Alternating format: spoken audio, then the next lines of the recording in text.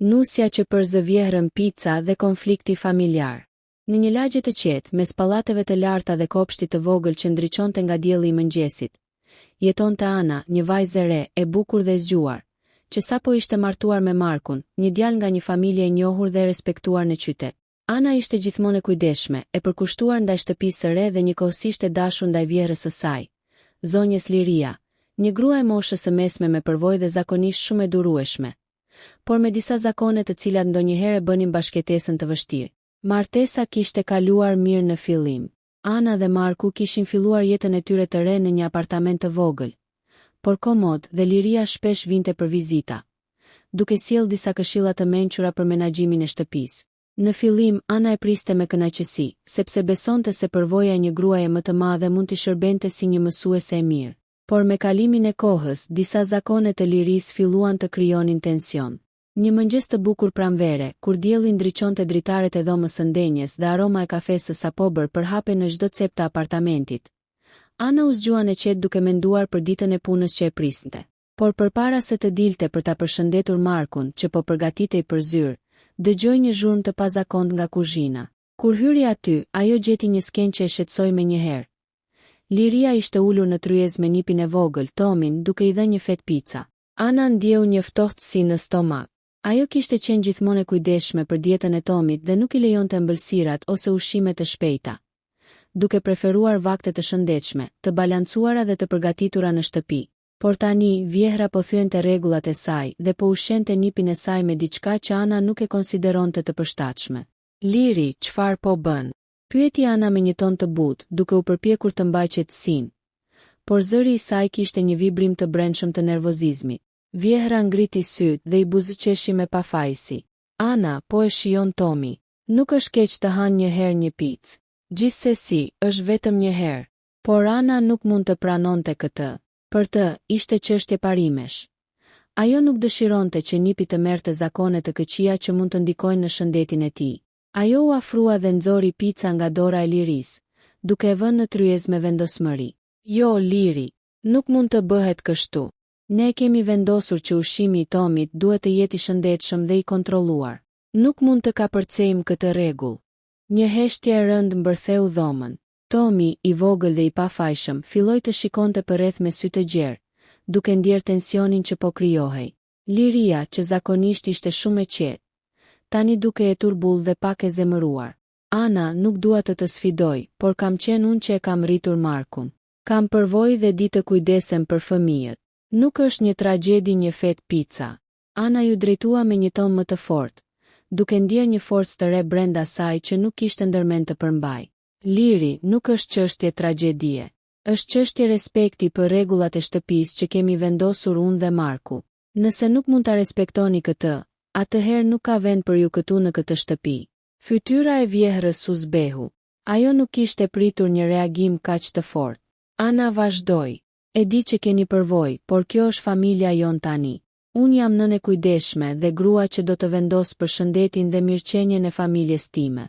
Nëse nuk mund ta respektoni këtë, do të duhet të largoheni. Një qetësi e çuditshme mbërtheu ambientin. Marku, që sapo kishte hyrë nga dera e apartamentit, mbeti i habitur dhe i paqartë. Ai shikoi nënën e tij dhe pastaj Anën, duke ndjerë tensionin që kishte mbërthyer dhomën. Ana, po e egzageron.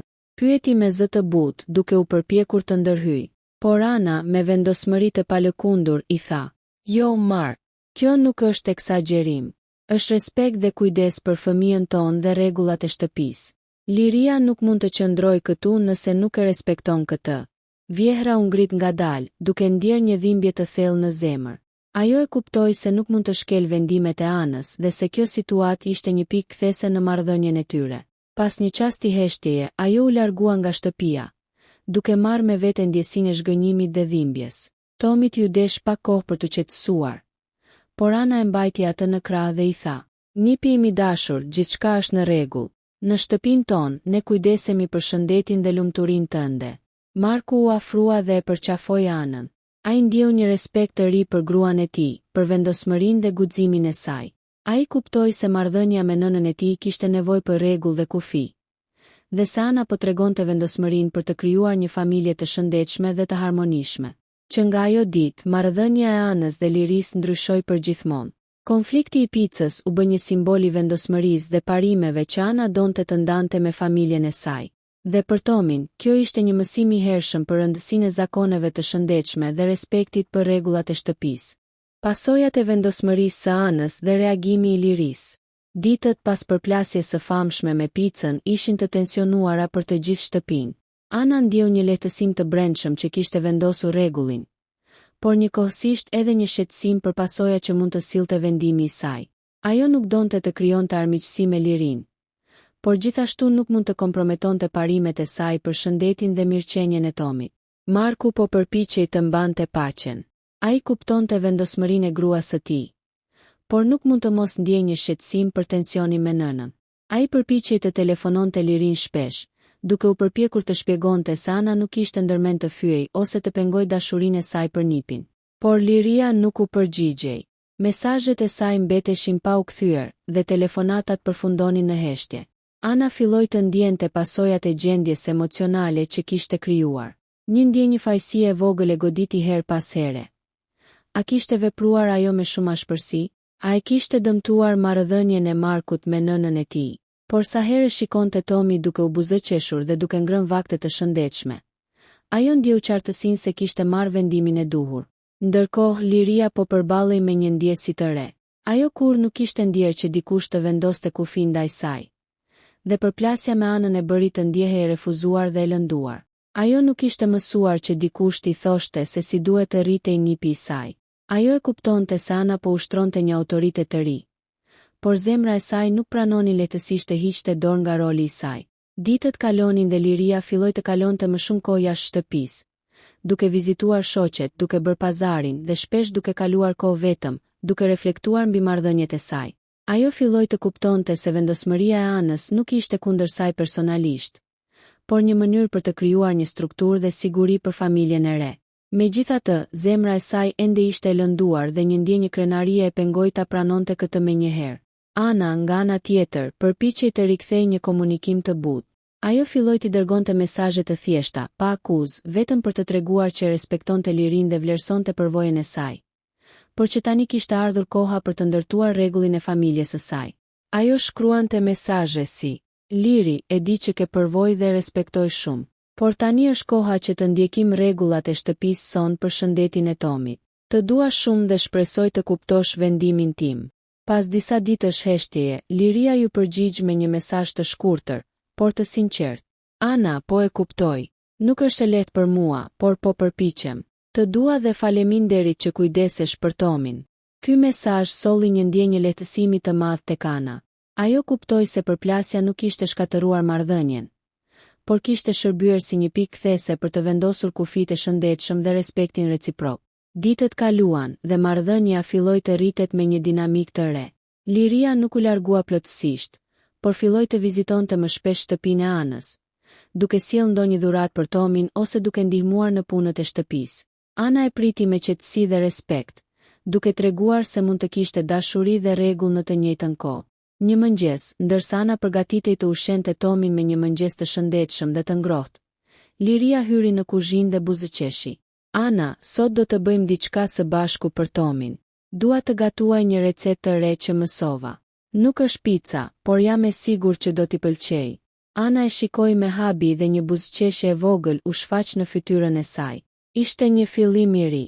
Nuk ishte vetëm respekti i rregullave, por edhe një shenjë se dashuria dhe komunikimi mund të ekzistojnë pa komprometuar parimet e familjes. Tomi, i vogël dhe i lumtur, shikonte dy gratë që po bashkëpunonin dhe nuk mund të besonte se një ditë do të shihte gjyshen dhe nënën e tij duke gatuar së bashku. Ai ndjeu sigurinë dhe dashurinë që përqafonte shtëpinë e tij. Dhe për herë të parë kuptoi se rregullat dhe dashuria nuk janë gjëra kundërshtuese, por pjesë të njëjtit familje. Ky episod u bë një pikë e rëndësishme në histori. Ana kishte mësuar se vendosmëria dhe respekti mund të ndërtojnë marrëdhënie më të forta, ndërsa Liria kishte kuptuar se dashuria nuk do të humbas nëse dikush vendos kufi të shëndetshëm. Për të gjithë ata, ishte një mësim i çmuar për bashkëjetesën, respektin dhe rëndësinë e parimeve të shëndetshme brenda familjes. Bashkëpunimi i vështirë dhe momentet komike. Ditët e pas përplasjes kishin sjellë një ndryshim gradual në atmosferën e shtëpisë. Ana dhe Liria po mësonin të bashkëtonin me respekt dhe durim. Por nuk mungonin edhe momentet e tensionuara. Tomin shpesh e merrte situata si një lojë, duke e bërë çdo ngjarje më të lehtë për të gjithë. Një pasdite të mërzitshme, kur qielli ishte i mbushur me ret gri dhe një erë lehtë fuste fletët e pemëve në lëvizje, Ana po përgatitej të gatuante një vakt të veçantë për Tomin. Ajo kishte planifikuar një menu të shëndetshme dhe të balancuar. Perime të pjekura, vezë të ziera dhe një sallatë me fruta të freskëta. Liria hyri në kuzhinë me një qetësi të përmbajtur, por sytë e saj tregonin një shkëlqim kurioziteti. Ana, sot do të dua të bëj një eksperiencë të vogël.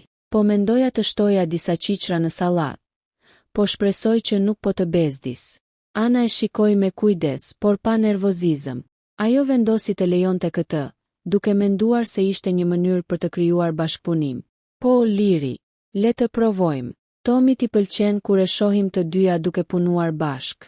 Tomin, që po luante me lodrat e tij në kuzhinë, filloi të qeshte dhe të bërtiste me gëzim. Bëni sallatën bashk. Por siç ndodh zakonisht në çdo bashkëpunim të ri, situatat nuk shkonin gjithmonë sipas planit. Liria, duke qenë e pakujdesshme, rrëshiti pak dhe derdhi ujë mbi një pjesë të perimeve që Ana kishte vendosur në tavolinë. Ana bëri një grimase të vogël, por shikimi i Tomit duke qeshur e bëri të ndjej një qetësi të papritur. Mirë, duket se kemi bërë një katastrofë të vogël, tha Ana duke qeshur. Po, por është e bukur të punosh së bashku, shtoi Liria duke buzëqeshur gjithashtu. Ky moment, edhe pse i vogël, shënoi një hap të rëndësishëm. Dy gratë po mësonin se bashkëpunimi nuk kërkonte përsosmëri, por durim dhe humor. Çdo rrëshitje, çdo gabim, ishte një mundësi për të qeshur dhe për të krijuar lidhje më të fortë. Disa ditë më vonë, një situatë tjetër e pazakon ndodhi. Tomin, i cili kishte mësuar për kufijtë e tij ushqimor, filloi të kërkonte pica duke parë një reklam në televizor. Ai u ngrit në karrigen e tij dhe filloi të bërtas. Pica. Dua picë. Ana dhe Liria e shikuan njëra tjetrën me një grimace të përbashkët. Për një moment tensioni i dikurshëm u rikthye, por më pas Ana qeshi dhe tha: "Liri, duket se po sfidohemi sërish." Liria u përgjigj duke qeshur: "Po, por tani e di se do ta ndalojmë së bashku. Nuk jam më kundër teje, Ana. Të dua dhe dua të jem pjesë e këtij procesi." Ata u përqafuan dhe Tomin ul në karrigen e tij, duke parë dy gratë që bashkëpunonin për të ndërtuar një marrëdhënie më të fortë dhe të balancuar. Ishte një moment i vogël, por me kuptim të madh. Dashuria dhe respekti mund të bashkëtojnë me vendosmërinë dhe parimet e shëndetshme. Nga ky moment, marrëdhënia e tyre filloi të përmirësohej gradualisht. Liria filloi të kuptojë rëndësinë e rregullave që Ana kishte vendosur, ndërsa Ana filloi të shikonte në Liri një mbështetje dhe një aleate në edukimin e Tomit. Një harmonizim i vogël, por i rëndësishëm për familjen e re. Kulmi i marrëdhënies dhe harmonizimi familjar. Ditët kaluan dhe atmosfera në shtëpi filloi të ndryshonte ndjeshëm. Ana dhe Liria, që dikur kishin tension të dukshëm për çdo gjë të vogël, tashmë po mësonin të bashkëpunonin natyrshëm. Çdo vakte dhe çdo aktivitet me Tomin u bë një mundësi për të ndërtuar kujtime të reja dhe për të forcuar marrëdhëniet familjare. Një mëngjes të veçantë, Ana vendosi të organizonte një ditë gatuaje familjare. Ajo ftoi Lirin që të merrte pjesë dhe e paralajmëroi Markun se sot do të ishte një ditë e mbushur me sfida të vogla, humor dhe dashuri. Të gjithë do të kemi rolet tona, tha Ana me një buzëqeshje. Po, duket si një aventurë e madhe, u përgjigj Marku duke qeshur. Kur filluan përgatitjet, Tomin ishte më i entuziazmuar se kurrë. Ai kishte marrë rolin e asistentit të madh, duke shpërndar enët dhe duke ndihmuar sa mundej. Liria dhe Ana filluan të punonin së bashku në kuzhinë, duke përgatitur një recetë të shëndetshme dhe të shijshme, ndërsa Tomi ofronte komente qesharake për çdo hap të procesit. Jo, unë dua të shtoj më shumë fruta, thoshte Tomin duke buzëqeshur.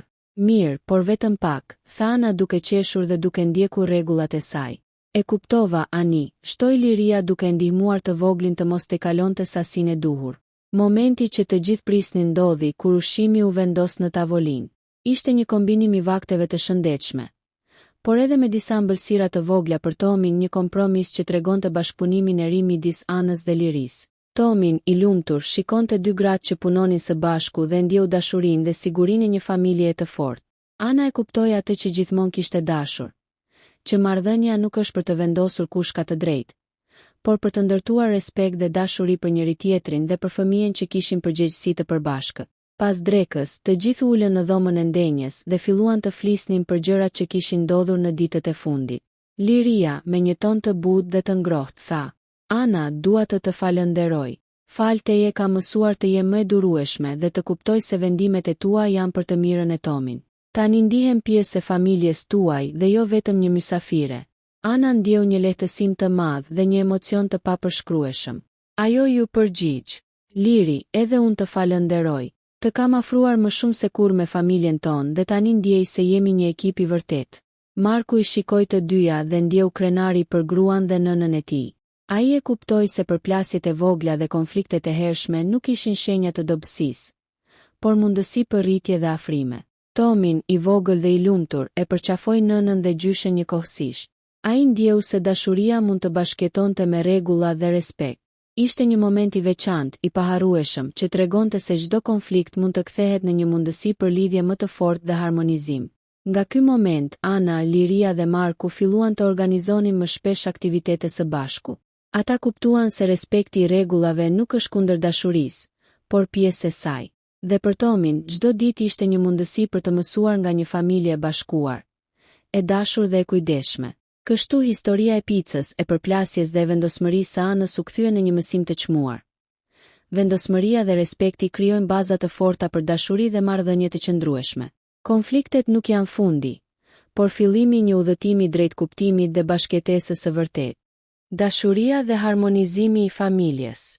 Pas muajsh të tërë të provave, përplasjesh të vogla dhe përpjekjesh për të kuptuar njëri tjetrin, atmosfera në shtëpinë e Anës dhe Markut ishte transformuar plotësisht.